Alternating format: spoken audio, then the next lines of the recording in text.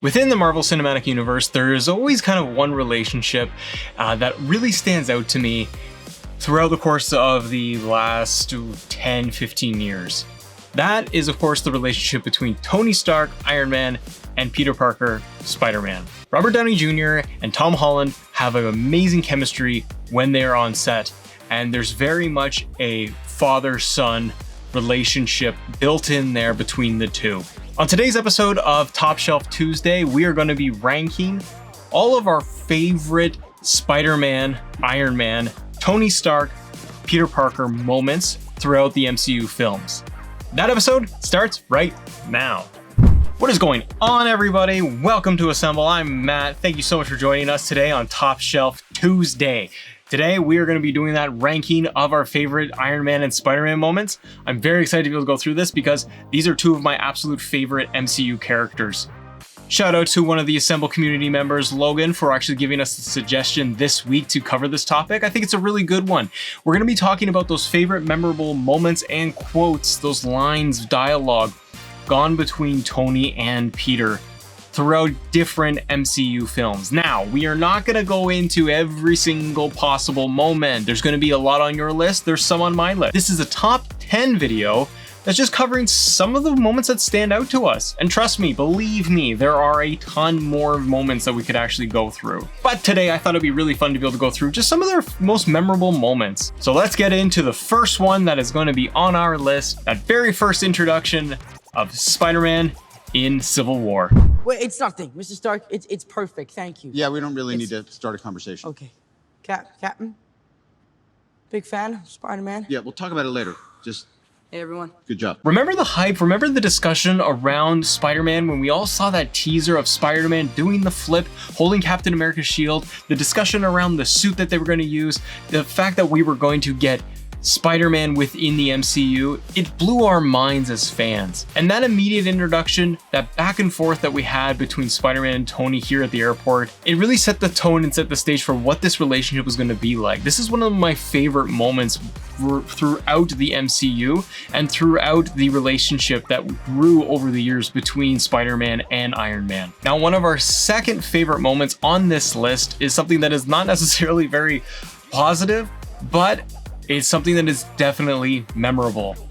And it's the moment of the snap in Infinity War. I don't want to go. I don't want to go, sir. Please. Please, I don't want to go. I don't want to go.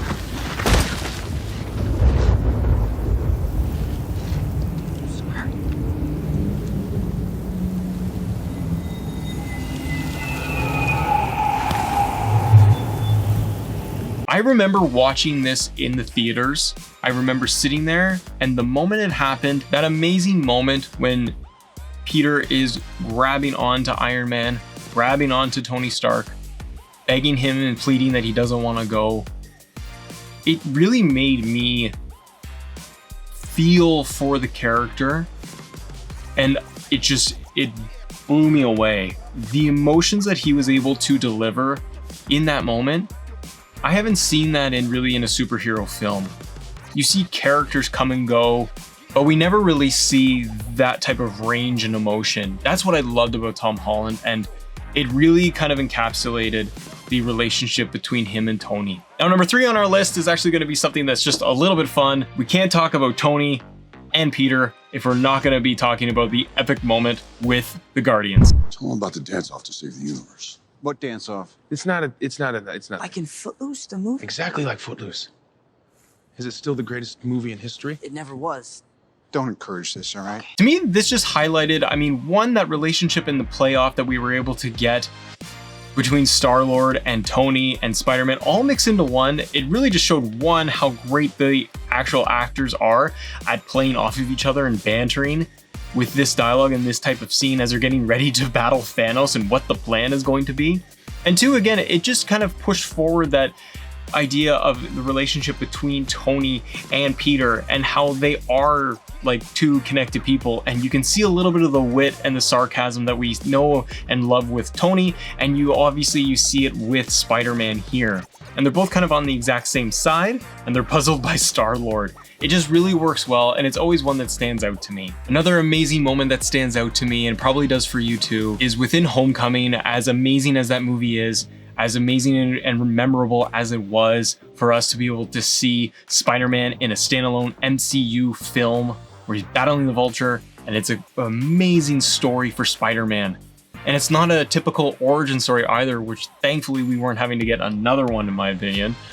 But we also got to see that relationship between Tony and Peter expand even more into a solo film of Spider-Man really trying to understand his powers and really understand what he can do with or without the suit. Okay, it's not working out. I'm gonna need the suit back. For how long? Forever. Yeah, that's No, how it no, no, works. please, Mr. Let's Stark, have it. you don't understand. This is all I have. I'm nothing without this suit. If you're nothing without this suit, then you shouldn't have it, okay? God, I sound like my dad. We got to see throughout the movie that Iron Man and Tony Stark were making those appearances and communicating with Peter to be able to try to, one, motivate him, and really trying to have Tony play that father figure role for Peter in a time when he is trying to really figure out himself as a human, as a superhero, how to actually use his powers, how to overcome the adversity. And Tony playing the role of that father, of trying to protect him and trying to shield him away from certain things, but also getting him to realize that it's more than just having, a Mark suit built into Spider-Man.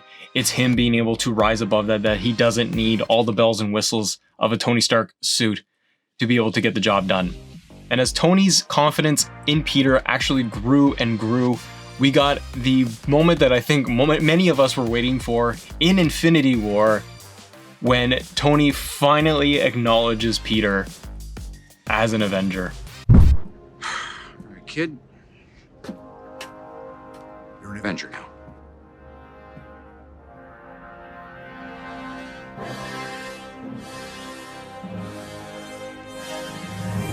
This was just such a great setup moment for the first 45 minutes of Infinity War. The little subtle smirk joy with Peter in that moment when Tony is going back and forth with Doctor Strange about how they're going to deal with Thanos, and they're on the spaceship. And in that moment, Tony acknowledges Peter as a full-fledged Avenger. I really love that moment too, because I almost feel like, on one hand, for me personally, that it wasn't the way that Tony really wanted to do it, but he was put in that position because Peter got aboard the spaceship, and now he's in these other circumstances, and it's not what Tony wanted, because he wanted to try to protect Peter. He wanted him to stay on Earth, and he didn't want to go through that possible sacrifice with Peter. It was just great because you got to see Tom Holland make that subtle change of just being so overjoyed with the approval that he finally got from Tony, into the trying to take on that serious moment of, okay, it's time to go, he's an Avenger now. And the musical score behind it just added to the drama to it, and that really, really epic superhero moment that you just love. Folks, if you are new to the show, assemble, Matt.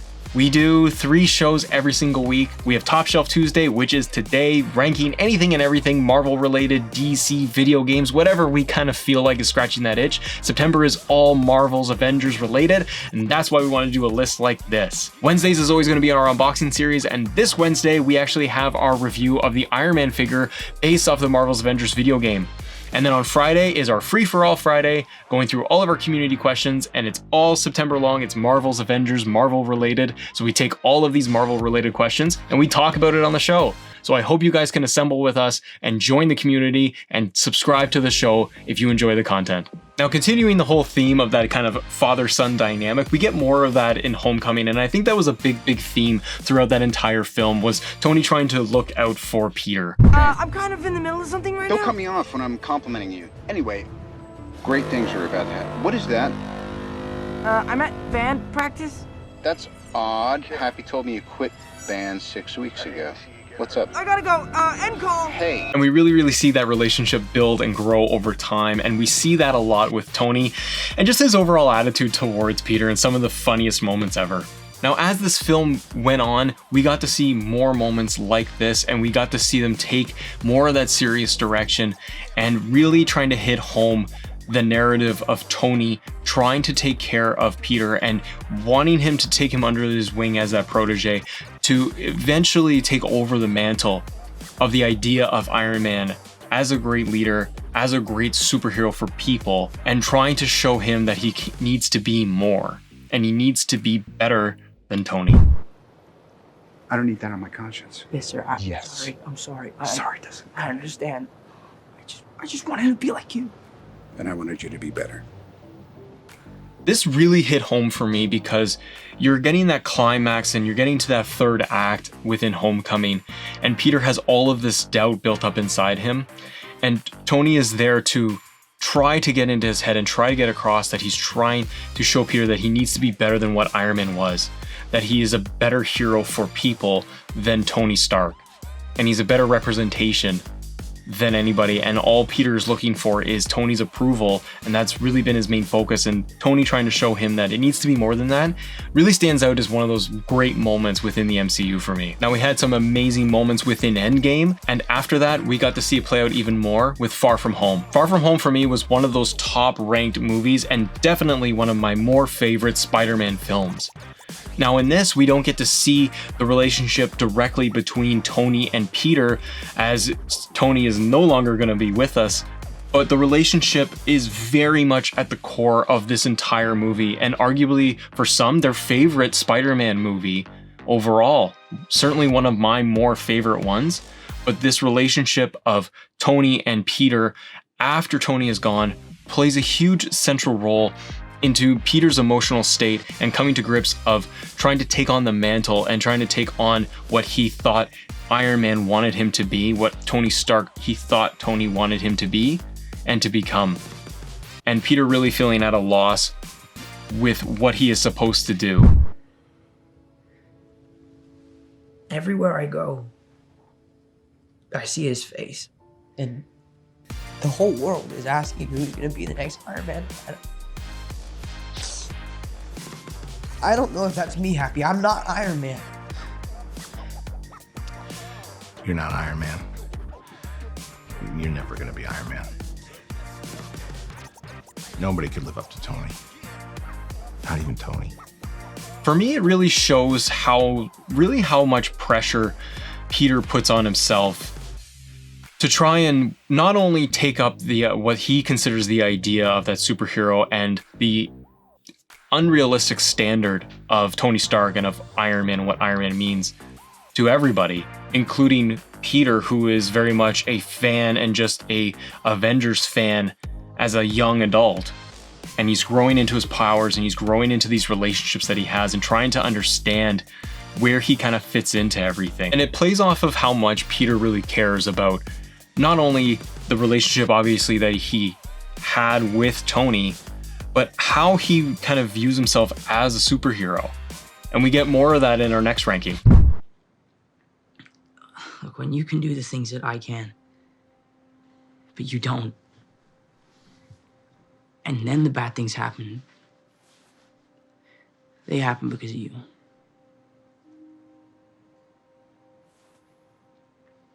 So you want to look out for the little guy, you want to do your part, make the world a better place, all that, right? Yeah, just looking out for the little guy. Peter just really wants to be able to look out for the little guy in the very beginning of Civil War, right? His first interactions with Tony Stark, Tony sees him as an asset, not only for his superpowers and what he can mean for the Avengers and the Avengers Initiative and going into Civil War, but in this scene, Tony is really able to understand what Peter's motivations are, and that it is more than just trying to be a superhero and be flashy. And I think that this is one of the biggest pieces of Peter's personality that really shines for Tony Stark, because he wasn't that. Tony is very much the guy on stage. It's all about presentation for him. Everything is grand and over the top for Tony Stark for his entire life. He looks at Peter as a better version of himself and what he should be and what he wants Peter to grow into. So understanding Peter's motivations is a huge piece of their entire relationship, even from the very beginning. And folks, for number 10, we have to just throw in just one of our favorite moments, because it's the first humorous interaction that I really was able to stick home with me when we first got this introduction of the relationship between Tony and Peter. I'm being serious. I can't just drop out of school. Might be a little dangerous. Better tell Aunt Hottie I'm taking her on a field trip. Don't tell Aunt May. All right, Spiderman.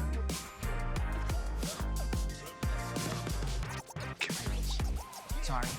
Ladies and gentlemen, that wraps up our top 10 for today on Top Shelf Tuesday, and we've been looking at the relationship between Peter Parker and Tony Stark. I hope you guys really enjoyed it. I had a lot of fun being able to go through and pick out some of these moments. What are your favorite moments between Peter and Tony and Spider-Man and Iron Man? Let me know in the comments below. What's on your list? Are any of these standout moments for you? These are just some of them, because again, the list is huge and we can only pick a couple here. We'd be here all day long. But this is probably, again, one of my favorite relationships within the MCU, because there are so many layers to it, and we can look at it just on face value as being a very humble father-son dynamic, but the relationship and the emotional state that both characters are in and they go through as time goes on through each of the films together. I hope you enjoyed this episode. Thank you so much for joining us, and as always, thank you for assembling with us. See ya.